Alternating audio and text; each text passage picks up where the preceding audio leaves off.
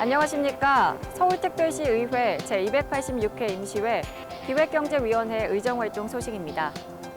상가 임차인 보호를 위한 조례안이 개정되면서 임대차 분쟁을 조정하기 위한 분쟁조정위원회가 설치됩니다. 또 계약갱신 요구권 행사 기간도 5년에서 10년으로 변경되는데요. 상생과 공존을 위한 큰 걸음이 되길 기대하면서 제286회 서울특별시 의회 임시회 기획경제위원회 의정활동 소식 지금부터 시작하겠습니다. 기획경제위원회가 4월 15일부터 16일간의 일정으로 열린 제286회 임시회에서 소관 부서에 대한 각종 현안을 처리했습니다. 기획경제위원회는 S플렉스 센터 등 상암동 DMC 일대 현장 방문을 시작으로 용산 일대를 비롯해 서울혁신파크 등을 방문해 운영 현황을 점검하고 현장의 의견을 창취했습니다. 이어서 소관 부서인 기획조정실, 경제정책실, 노동민생정책관, 남북협력추진단에 대한 주요 현안 업무 보고와 사업 진행 상황을 점검하고 1분기 예산 전용 상황과 조례안을 심의했습니다. 임시회 기간 동안 심의 검토된 안건은 서울특별시 출자 출연 기관의 운영에 관한 조례 일부 개정 조례안을 비롯해 서울특별시 상가 임차인 보호를 위한 조례 일부 개정 조례안 등 모두 22개 안입니다.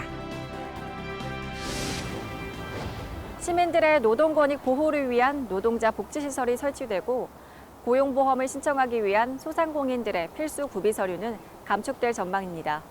이 밖에도 어떤 논의가 이루어졌는지 계속해서 기획경제위원회 의정활동 소식 살펴보겠습니다. 기획경제위원회가 미디어 산업의 지원 확대와 홍보 강화를 주문했습니다. 기획경제위원회는 4월 16일 서울의 신성장 동력인 DMC를 방문해 입주기업의 현장 간담회를 개최하고 이른 미디어 관련 시장이 확대되고 있지만 이에 대한 정보가 없어 어려움이 많다고 지적하며 대책 마련을 촉구했습니다. 게임도 그렇고 유튜브도 그렇고 이것을 갖고 크리에이터가 돼서 이렇게 성공하는 사례들 또는 성공이라고 하는 게 꼭 그 소득 측면에서뿐만 아니라 여러 가지 다양한 활동을 한다는 측면에서 성공 사례들도 많이 좀 알려주실 필요가 좀 있지 않겠나. DMC 입주 기업에 대한 지원이 지역 경제 활성화와 신규 일자리 창출로 이어질 수 있도록 노력해달라는 당부도 이어졌습니다.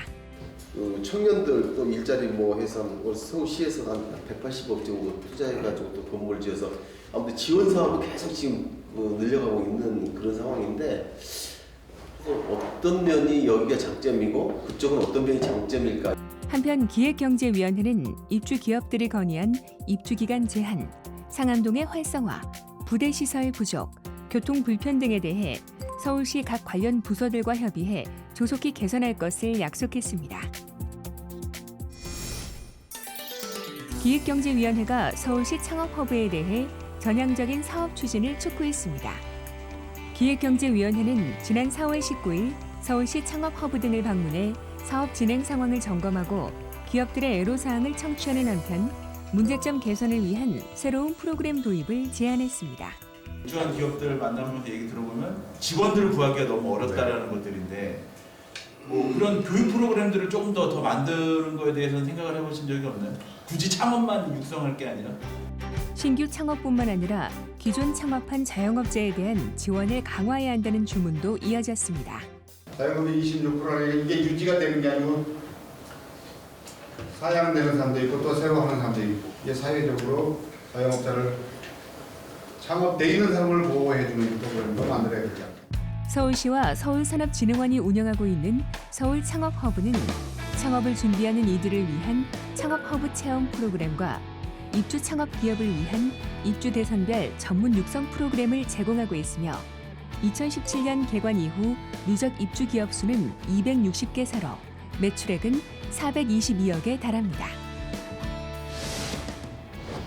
창업을 준비하고 있는 청년들에게 반가운 소식이 될 것 같은데요. 서울시가 청년 창업자에 대한 지원을 강화한다고 합니다. 어떤 것들이 달라지는지 조례 속으로 시민 리포터가 간다 해서 자세한 내용 알아보겠습니다.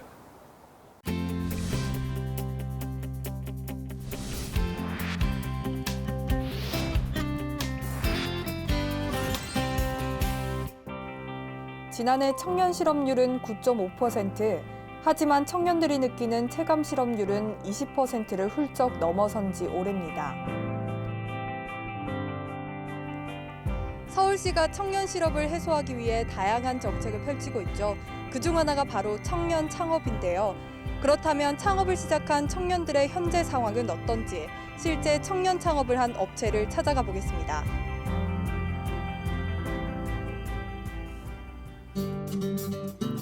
지난 2016년 창업한 L업체. 반짝이는 사업 아이디어는 있었지만 경제적인 여건이 녹록치 않아 오랫동안 창업을 망설였다고 하는데요. 하지만 이들에게 기회가 찾아왔습니다. 바로 서울시 청년 창업센터의 지원을 받은 겁니다. 네, 청년 창업센터에서 어떤 지원을 받으셨나요? 창업 자금은 물론 창업 공간과 그리고 컨설팅 등 다양한 혜택을 받았습니다. 실제로 창업을 꿈꾸는 청년들에게 가장 어려운 부분이 바로 창업 자금 확보 등 경제적인 문제라고 하는데요. 하지만 경제적인 문제가 해결되자 일은 일사천리로 진행되는 듯 보였습니다. 어렵게 시작한 창업은 청년 일자리 창출로 이어졌고 비슷한 관심사를 가진 이들과 협업도 꾸준히 이어졌죠. 푸른빛 희망은 거기까지였습니다. 창업 후 밤을 지새우는 열정으로 이제야 자리를 잡아가고 있다는 L업체에도 열정만으로 해결되지 않는 것이 있었던 겁니다. 창업 후 어려운 점은 무엇이었나요? 네, 창업 초기에는 이것저것 다 어렵습니다. 특히 자금적으로 지출이 많아지게 되면서 어려움을 겪게 되는데 특히 임대료나 기타 부대 비용들이 많이 발생되면서 어려움을 겪고 있습니다. 실제로 청년 창업자들의 경우 독자 생존을 할 수 있을 정도로 자리를 잡기 전에 지자체 지원이 끊어지면 당장 경영상의 어려움에 직면하기 일쑤인데요. 후속 지원 체계를 갖추지 못한 상황에서 폐업을 하는 업체가 발생하기도 하죠. 이런 가운데 지난 제286회 서울시 의회가 청년 창업에 대한 지원 강화를 골자로 하는 서울특별시 청년 창업 지원 조례 일부 개정 조례안을 통과시켰습니다. 조례안이 통과되면서 앞으로는 미취업 청년이 창업을 하기 위해 서울시의 공유재산을 이용할 경우 대부료와 임대료를 최대 50%까지 감면받을 수 있게 됩니다. 시작이 반이란 말이 있죠. 새롭게 통과된 조례안이 반짝이는 아이디어를 사업화하기 위해 고군분투하고 있는 예비 창업자들에게 밝은 미래를 제시해 줄 수 있기를 기대합니다. 전태일 열사의 뜻을 기리고 노동문화 인식 확산을 위한 전태일 기념관이 개관했습니다. 전태일 기념관은 전태일 열사를 추모하는 것은 물론 취약 노동자의 상담과 법률 지원 등 서울 시민의 노동권익 보호 지원 시설로 운영될 예정이라고 하는데요. 노동 존중 문화 확산에 마중물 역할을 해줄 것을 기대하면서 제286회 서울특별시의회 임시회 기획경제위원회 의정활동 소식 마치겠습니다. 시청해주신 여러분 고맙습니다.